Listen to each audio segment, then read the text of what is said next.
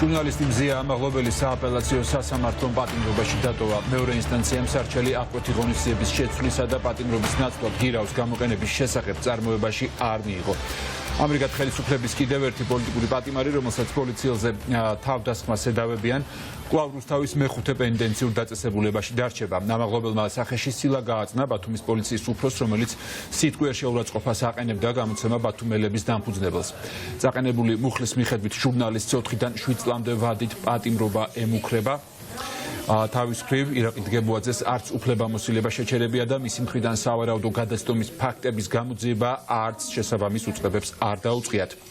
სააპელაციო სასამართლოს დღევანდელ გადაწყვეტილებას პარლამენტის შენობასთან აპროტესტებენ ამაღლობელის კოლეგები და საუბრობენ იმაზე, რომ სახეზე არის კიდევ ერთი პოლიტიკური დევნის კლასიკური მაგალითი.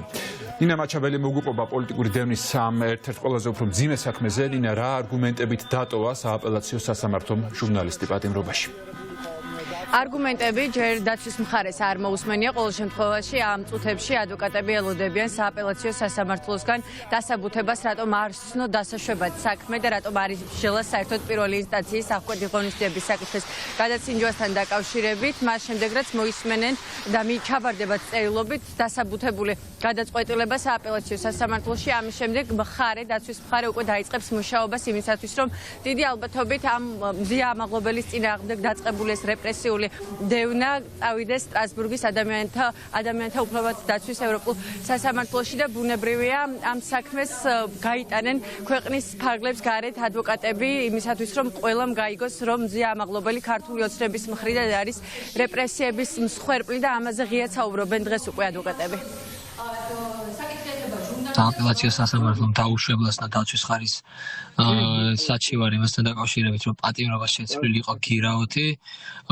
სააპელაციო სასამართლოს გადაწყვეტილება, რა თქმა უნდა, დაუსაბუთებელი და უკანონოა. იქიდან გამომდინარე, რომ არ არსებობდა არანაირი გარემოება, რათა დაპატიმრება ის დაეტოვებიათ ქალბატონი მზია, თუმცა წერილობითი სახით ჩვენ მათი გადაწყვეტილება ჯერ კვლავაც არ ჩაგვარებია, ამიტომაც დაველოდებით, რომ მივიღოთ წერილობით და უფრო მეტი საუბრის საშუალება ამის შემდეგ გვექნება. 15 იანვარს იქნა მოყვანილი იგი რუსთავის პენიტენციურ დაწესებულებაში და ამ თარიღიდან მოყოლებული იგი მხოლოდ წყალს იღებს.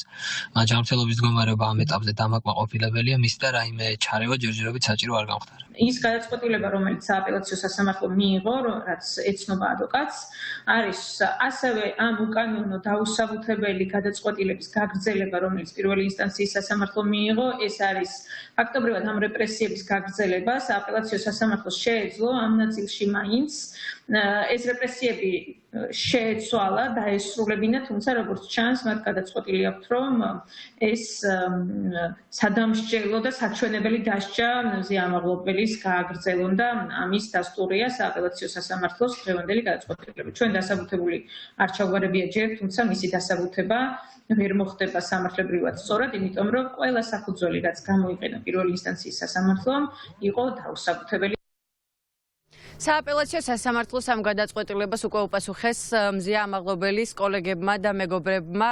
ამ წუთებში აქცია იმართება პარლამენტის უკანა ტერიტორიაზე, უკანა შესასვლელთან, სადაც მზია ამაღლობელის ჟურნალისტის ბათუმელებისა და ნეტგაზეთის დამფუძნებლის მეგობრები არიან შეკრებილები და აპროტესტებენ იმ უკანონო გადაწყვეტილებას, რომელიც სააპელაციო სასამართლომ დაუსაბუთებლად ცნოდა, რაც არის ამ რეპრესიული მანქანის გაგრძელება პირველი ინსტანციის გადაწყვეტილების, რომელიც ასევე დაუსაბუთებელია მზია ამაღლობელის საქმეში. ძალიან ბევრი კითხვის ნიშანი და დარღვევა არსებობს, მაგალითად ის, რომ პირველი ინსტანციის გადაწყვეტილება, რაც გაასაჩივრა დაცვის მხარემ, დაგვიანებით 5 დღის დაგვიანებით გადაეგზავნა მეორე ინსტანციას სააპელაციო სასამართლოს, რაც 72 საათში უნდა მომხდარიყო ჩაბარებაც და საქმის დასაშვებად ცნობის საკითხის გადაწყვეტაც და ბუნებრივია, რა თქმა უნდა, მზია ამაღლობელის კოლეგებიც საუბრობენ, რომ ეს არის რეპრესიები და სამაგალითოდ მსჯიან ჟურნალისტს იქიდან გამომდინარე, რომ ის ამ წლების განმავლობაში არის დამოუკიდებელი და ჟურნალისტურ საქმიანობას ეწევა დამოუკიდებლად.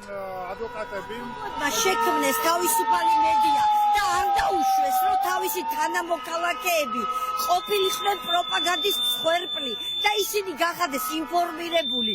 და ზოგადად თავისუფალი მედიის შედეგად ადამიანი აკეთებს ინფორმირებულ არჩევას და სხვანაირად პროგრესი არ მიიღწევა, სხვანაირად ისევ ასლან აბაჟიძის აჭარაში ვიქნებოდი და მათი წვლილი არის უდიდესი. უდიდესი და სწორედ ამიტომ დღეს რეჟიმი პირველი ვისაც მიადგა მაგათ მიადგა. მზია ამაღლობელის მეგობრები ასევე ითხოვეს სპეციალური საგამოძიებო სამსახურის უფროსთან კოკა კაციტაძესთან შეხვედრა. ამასთან დაკავშირებით გუშინ უკვე ამ სამსახურში დაიწერა განცხადება, თუმცა ამ დრომდე კოკა კაციტაძე არ გამოხმაურებია და არ დაუთქვამს შეხვედრა და არც ის თუ სად შეიძლება შეხვედროდა ამ ადამიანებს ჟურნალისტებს, რომლებიც ახლა იბრძვიან თავიანთი კოლეგის მზია ამაღლობელის მხარდასაჭერად.